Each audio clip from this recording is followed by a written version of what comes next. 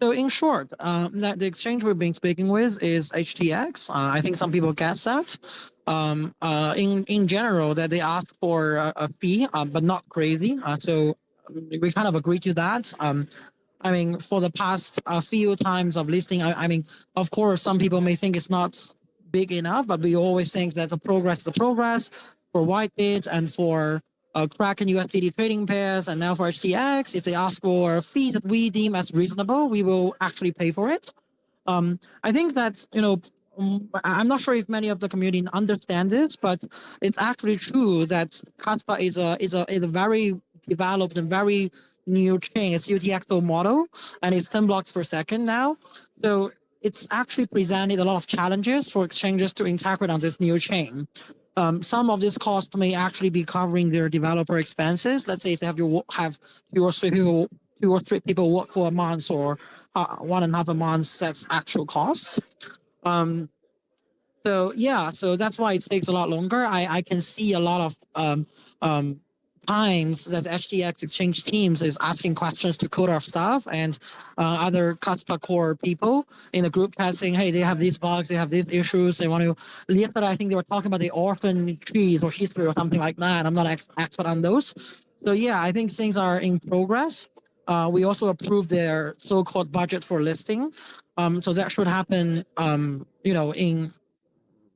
that could have happened last week, but I think they're trying to secure their technology and so on. So that could happen like the next week or something. That's what I learned from. Another information is that, again, I'm not entirely sure on the community's position on if we should actually care that much about centralized exchanges.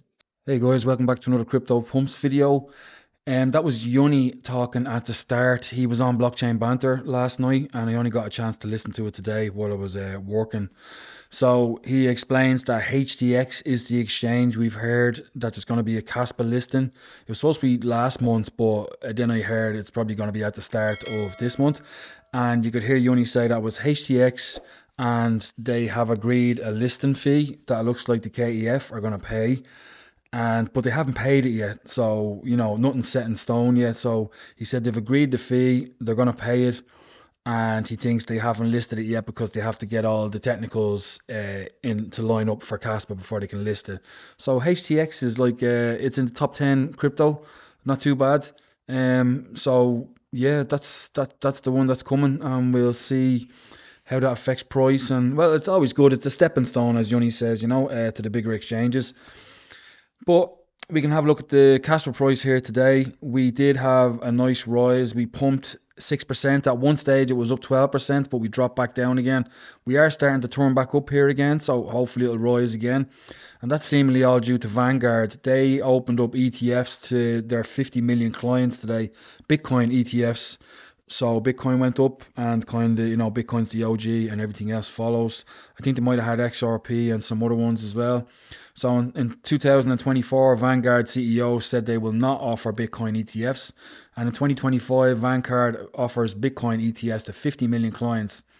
So that happened today, and as far as I know, that is the reason for the crypto market pumping today. So another 50 million people with access to Bitcoin who, obviously they can't buy it normally and, store it on a cold wallet. They have to do ETFs, because I'm not familiar with it this way. And other big news, wallet number one, mysterious wallet number one, which I still think is probably a market maker. They bought 33 million KAS today. $1.8 million. That's the biggest in a good while they've bought. You can see it on the graph here. Can't remember the last time they bought that much. That's a lot. So I don't know, maybe they're accelerating their purchase there for a reason. Maybe something is coming, something has happened very soon. And if we look at it, this is the new block explorer, KASPA.stream. It's just a handier way to have a look at it. I could find other ways, but here's wallet number one. I'm in here. And you can see where they bought the KASPA from was Bybit. So it's usually always Gate, but I'd say Gate are probably sick of selling it to them over the counter, because all this KASPA they've bought since April or March, what is it now? 1.2 billion KASPA, and the price hasn't budged because of this. So, they're obviously buying it over the counter. So they're buying it from Gate.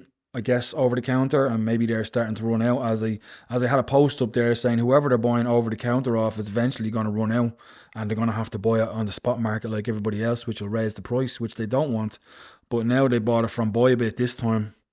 So it's mostly Gate, we can see, and this time was Bybit. We could go back and have a look a little bit. So Gate, all Gate. Go back a bit further, all Gate.io again. Gate.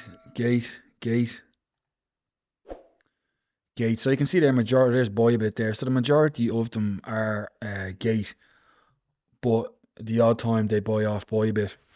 So yeah, that's what did they know that we don't know? Like that they're after buying a lot of KASPA at once there. What is something happening? Something coming up? Let's wait and see. On KASPA nodes, there was a push here. We were on just over 300 nodes, and Flux came in. They're deep in kind of. You can, for $27 a month, you can pay them to run a node for you, or which I think is better is to get your own Raspberry Pi or get your own old laptop and run a node yourself, because it's very simple. When my laptop packed it in, I'm getting another one I hear off me mate, and when he does, I'll probably do a video of setting it up and we'll get it going together. But you can see here we're nearly on 1,000, so that's great. Oh, they should be easily on 1,000 nodes before Christmas, so that is brilliant. All the way up from 300 to 1,000, and that's only a couple of months they started this push, so that's brilliant. Well done to everybody who's doing that. So I'm gonna finish off with another video, or not a video, it's a recording from Yoni, and it's to do with Chris was asking him about like tier 1 listings. Why do tier 1 listings or tier 1s not list KASPA? Why does it take so long? Is it because of the technical aspects? But Yoni says that no, maybe for the smaller ones, but for the bigger ones, they have their own teams of developers and they can fix that kind of stuff quick. Then he goes on to say that, Binance didn't like where the KASPA community were deleting their accounts and they were coming to the KEF and telling them, will you get them to stop? And he says, we don't have control over the KASPA community or Mr. Y or anybody to tell them to stop doing that. So I thought it was interesting.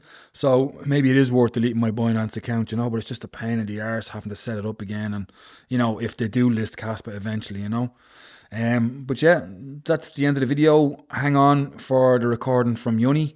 And if you found this helpful or enjoyed it, please give me a like, give me a subscribe, and I'll talk to you in the next one. For some tier 1s, yes. But for look, let's get straightforward to the heart of the question, right? But for Binance and Coinbase and OKX, this is not the major reason. They have enough developers that can support this. For smaller exchanges, that is partly the reason.